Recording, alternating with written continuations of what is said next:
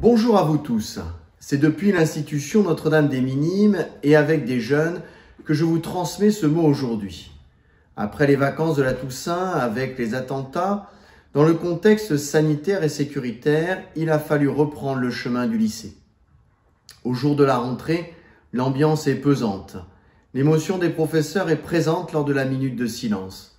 Le lycée est protégé par plusieurs militaires. Mais le texte des béatitudes entendu la veille lors de la messe de la Toussaint résonne encore en moi. Heureux.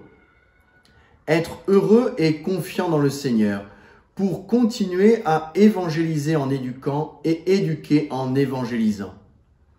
Dans ces temps si particuliers, dans ce confinement, comment continuer à accompagner, par exemple, les jeunes sur le chemin de la confirmation? Les rencontres à la paroisse se sont arrêtées, mais le chemin continue en visio ou lors d'échanges sur la cour. Mais eux, comment vivent-ils leur chemin de foi en cette période? Comment vivent-ils ce heureux des béatitudes? La parole est à eux. Dans cette période de confinement, plusieurs choses nous invitent à la joie. Notre vie est moins dispersée. On a donc le temps de vivre la joie familiale à fond, avec beaucoup de moments ensemble, pour jouer, parler, prier et rire. Une autre joie m'est parvenue, c'est de redécouvrir mon entourage proche.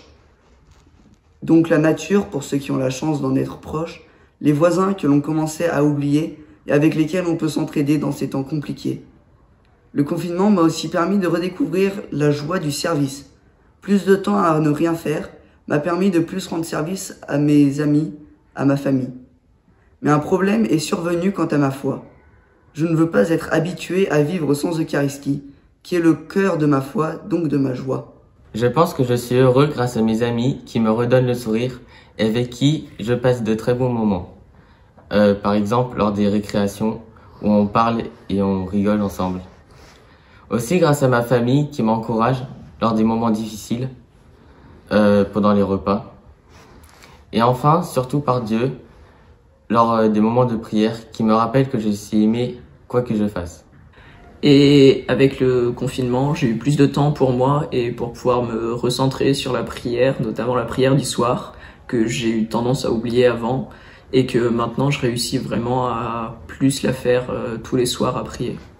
Merci à vous trois pour votre témoignage de foi, de vie. Heureux êtes-vous, heureux sommes-nous d'avancer sur le chemin à la suite du Christ. Don Bosco aimait dire que Marie avait tout fait dans sa vie, dans l'œuvre du Val d'Occo, pour le bonheur des jeunes. Demain, 21 novembre, c'est le jour de la présentation de la Vierge Marie au Temple. Dans les textes qui nous seront proposés en ce jour, nous pouvons entendre chanter les premières paroles du Magnificat. Mon âme exalte le Seigneur, exulte mon esprit en Dieu mon Sauveur.